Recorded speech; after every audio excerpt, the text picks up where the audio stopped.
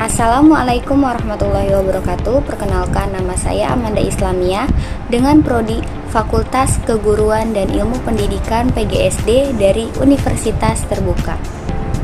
Dalam komunikasi, kita menggunakan keterampilan berbahasa yang telah kita miliki, seberapapun tingkat atau kualitas keterampilan tersebut. Ada orang yang memiliki keterampilan berbahasa secara optimal sehingga setiap tujuan komunikasinya mudah tercapai. Namun, ada pula orang yang sangat lemah tingkat keterampilan berbahasanya sehingga menimbulkan salah pengertian dalam komunikasi. Apa itu keterampilan berbahasa, serta manfaat apa saja yang bisa kita petik dari materi yang akan saya sampaikan? Yuk kita simak dengan seksama. Keterampilan berbahasa. Keterampilan berbahasa dapat dikelompokkan dalam dua kategori, yaitu aspek reseptif dan aspek produktif. Aspek reseptif bersifat penerimaan atau penyerapan seperti yang tampak pada kegiatan menyimak dan membaca. Sementara aspek produktif bersifat pengeluaran atau memproduksi bahasa, baik lisan maupun tertulis. Bagaimana yang tampak dalam kegiatan berbicara dan menulis. Seseorang dikatakan memiliki keterampilan berbicara apabila yang bersangkutan terampil dalam memilih bunyi bahasa, berupa kata, kalimat, serta tekanan dan nada. Selanjutnya, seseorang dikatakan memiliki keterampilan menulis bila yang bersangkutan dapat memilih bentuk-bentuk bahasa tertulis berupa kata, kalimat, paragraf, serta menggunakan retorika atau organisasi tulisan yang tepat guna mengutarakan pikiran, perasaan, gagasan, dan fakta. Memanfaatkan keterampilan berbahasa. Keterampilan berbahasa bermanfaat dalam melakukan interaksi komunikasi dalam masyarakat. Banyak profesi dalam kehidupan bermasyarakat yang keberhasilannya antara lain bergantung pada tingkat keterampilan berbahasa yang dimilikinya.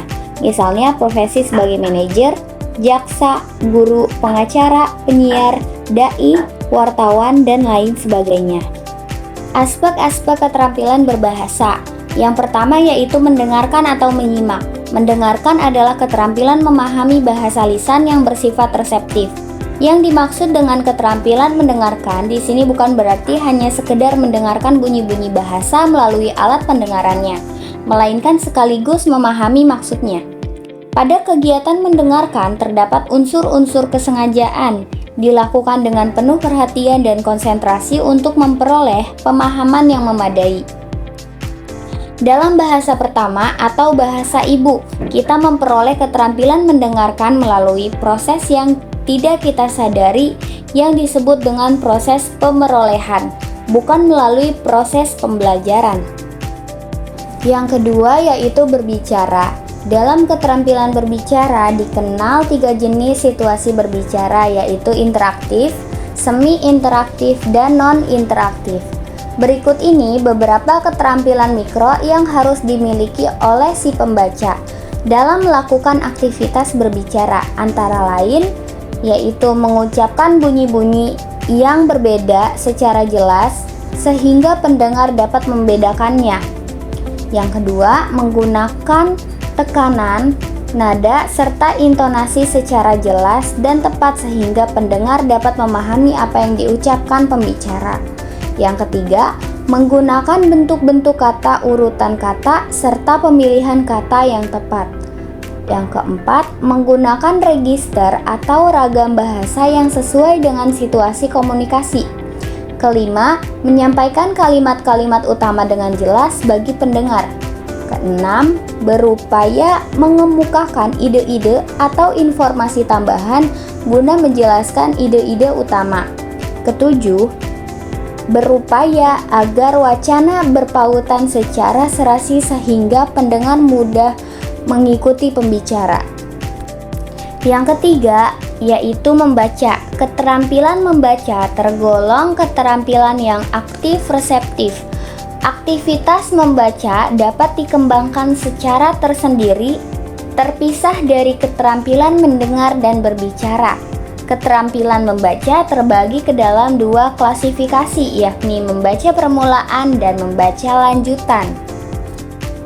Yang keempat, menulis. Keterampilan menulis merupakan keterampilan yang bersifat aktif produktif.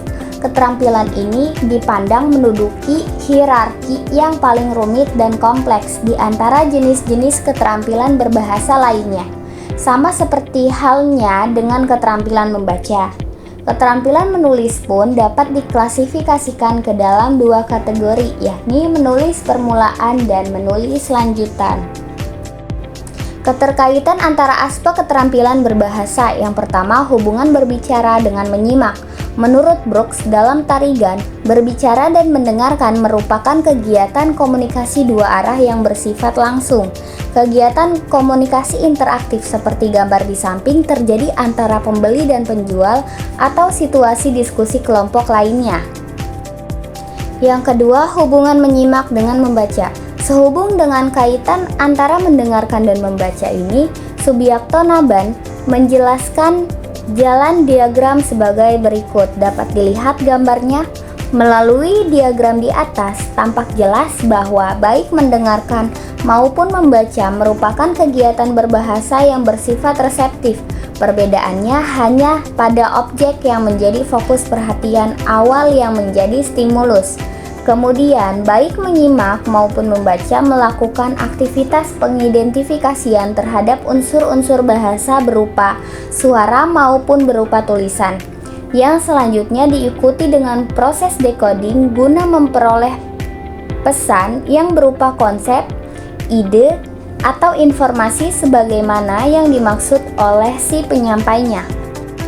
Yang ketiga yaitu hubungan membaca dengan menulis. Menulis merupakan kegiatan berbahasa yang bersifat produktif, sedangkan membaca merupakan kegiatan berbahasa yang bersifat reseptif. Dalam menuangkan gagasan melalui kegiatan menulis, paling tidak terdapat 3 tahapan yang dilakukan penulis, yakni perencanaan, penulisan, dan revisi. Salah satu cara menghimpun informasi itu dilakukan melalui aktivitas membaca. Yang keempat, hubungan menulis dengan berbicara. Berbicara merupakan kegiatan berbahasa ragam lisan, sedangkan menulis merupakan kegiatan berbahasa ragam tulis. Kemudian, kegiatan menulis pada umumnya merupakan kegiatan berbahasa tak langsung, sedangkan berbicara pada umumnya bersifat langsung. Ini berarti ada juga kegiatan menulis yang bersifat langsung, misalnya komunikasi tulis dengan menggunakan telepon seluler dan dengan menggunakan internet atau chatting. Sebaliknya, ada pula kegiatan berbicara secara tidak langsung, misalnya melalui pengiriman pesan suara melalui telepon seluler. Subiakto Naban berupaya menjelaskan kaitan antara menulis dan berbicara dengan menggunakan gambar diagram berikut. Keterampilan menyimak. Menyimak adalah suatu proses kegiatan mendengarkan lambang-lambang lisan dengan penuh perhatian, pemahaman, apresiasi, serta interpretasi untuk memperoleh informasi, menangkap isi atau pesan, serta memahami makna komunikasi yang telah disampaikan sang pembicara melalui ujaran atau bahasa lisan. Jalan dengan pernyataan di atas dapat ditegaskan kembali bahwa menyimak merupakan suatu proses. Sebagai sebuah proses, peristiwa menyimak diawali dengan kegiatan mendengarkan bunyi bahasa secara langsung atau tidak langsung. Dengan menyimak, seseorang dapat menyerap informasi atau pengetahuan yang disimaknya. Menyimak juga memperlancar keterampilan berbicara dan menulis. Semakin baik daya simak seseorang, maka akan semakin baik pula daya serap informasi atau pengetahuan yang disimaknya. Menyimak secara efektif merupakan aktivitas yang aktif dari pikiran seseorang, bukan hanya aktivitas yang pasif, yakni mendengarkan suara. Di samping itu, menyimak juga efektif, tidak hanya menggunakan indera pendengaran saja, tetapi juga pemikiran. Tujuan menyimak. Tarigan mengemukakan ada 8 tujuan menyimak, yaitu sebagai berikut. Yang pertama, untuk belajar, yaitu menyimak dengan tujuan utama agar memperoleh pengetahuan dari bahan ujaran pembicara. Yang kedua, menikmati keindahan audial. Yang ketiga, untuk mengevaluasi, yaitu menyimak dengan maksud agar dapat menilai sesuatu yang disimak. Keempat, untuk mengapresiasi, yaitu menyimak agar dapat menikmati serta menghargai sesuatu yang disimaknya. Yang kelima, untuk mengomunikasikan ide-ide gagasan-gagasan atau perasaan-perasaan kepada orang lain dengan lancar dan tepat. Yang keenam, dengan maksud untuk mendapat perbedaan bunyi-bunyi yang tepat. Yang ketujuh, untuk memecahkan masalah secara kreatif dan analisis. Yang kedelapan, secara persuasif, yaitu menyimak untuk meyakinkan dirinya terhadap suatu masalah atau pendapat selama ini yang dia ragukan. Fungsi menyimak. Yang pertama, agar dapat memberikan respons yang tepat. Yang kedua, memperoleh informasi yang berkaitan dengan profesi. Yang ketiga, mengumpulkan data agar dapat membuat keputusan yang masuk akal. Yang keempat, membuat hubungan antar pribadi lebih efektif. Dengan demikian, pembelajaran menyimak di kelas rendah berfungsi sebagai upaya untuk menirukan lafal atau bunyi bahasa Indonesia yang baik dan benar, mengemukakan tema dan nilai dalam dongeng.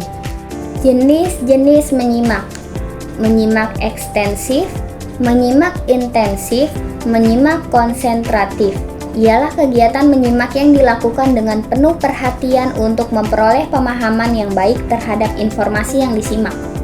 Menyimak interogatif ialah kegiatan menyimak yang bertujuan memperoleh informasi dengan cara mengajukan pertanyaan yang diarahkan kepada pemerolehan informasi tersebut. Keterampilan menyimak lanjutan. Kemampuan menyimak lanjutan dimaknai sebagai kegiatan mendengarkan informasi dan kemampuan memberikan tanggapan terhadap informasi tersebut. Tanggapan tersebut dapat dilakukan secara reseptif dan produktif. Kemampuan menyimak lanjutan lebih diarahkan pada mendengarkan komprehensif, kritik, dan mendengarkan apresiatif. Dengan demikian, tujuan menyimak lanjut diantaranya yaitu: yang pertama, memahami pesan. Kedua, mendengarkan secara kritis. Yang ketiga, mendengarkan untuk kesenangan. Fungsi menyimak lanjut diantaranya yaitu menentukan tujuan penutur dan kemudian mengorganisasikan informasi tutur tersebut supaya bisa mengingatnya. Yang kedua, menyaring pesan untuk mendeteksi alat propaganda dan bahasa persuasif. Dan yang terakhir, mendengarkan seorang penutur atau pembaca untuk kesenangan. Beberapa kegiatan menyimak yang dapat diterapkan pada menyimak lanjut berdasarkan pertimbangan tuntutan KTSP yaitu menyimak. Yang pertama, komprehensif. Yang kedua, kritis. Yang ketiga, apresiatif. Keterampilan berbicara. Kesimpulan dari beberapa pendapat bahwa berbicara itu lebih daripada sekedar mengucapkan bunyi-bunyi atau kata-kata saja, melainkan suatu alat untuk mengkomunikasikan gagasan-gagasan yang disusun serta dikembangkan sesuai dengan kebutuhan-kebutuhan pendengar atau penyimak untuk kepentingan pembelajaran kelas rendah SD.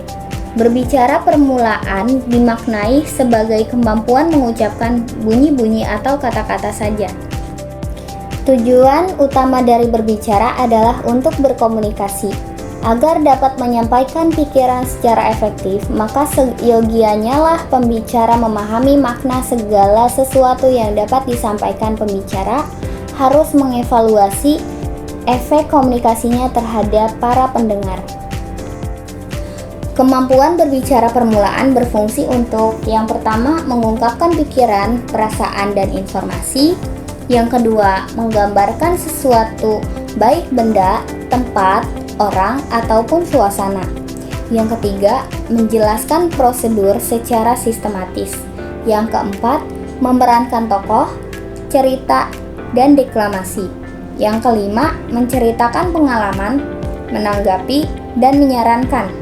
Yang terakhir, melakukan komunikasi melalui elektronik. Jenis-jenis berbicara permulaan berikut ini. Yang pertama, berbicara berdasarkan tujuan. Yang kedua, berbicara berdasarkan situasi. Yang ketiga, berbicara berdasarkan cara penyampaiannya. Yang keempat, berbicara berdasarkan jumlah pendengarnya. Yang kelima, berbicara berdasarkan peristiwa khusus. Keterampilan berbicara lanjutan. Kemampuan berbicara lanjutan berkaitan dengan kemampuan bermusyawarah, berdiskusi, berdebat, dan berpidato, serta menyampaikan biografi orang lain. Hal ini dapat diwujudkan dalam proses belajar mengajar. Kemampuan tersebut memerlukan latihan. Berlatih bermusyawarah dan berdiskusi dapat meningkatkan kemahiran seseorang dalam penguasaan keterampilan berbicara. Bermusyawarah amat baik dilakukan terutama agar setiap permasalahan tidak diselesaikan dengan kekerasan. Menurut Tarigan, tujuan pembicaraan biasanya dapat dibedakan atas 5 golongan berikut ini. Yang pertama, berbicara untuk menghibur. Kedua, berbicara untuk menginformasikan. Yang ketiga, berbicara untuk menstimulasi. Yang keempat, berbicara untuk meyakinkan. Yang kelima, berbicara untuk menggerakkan.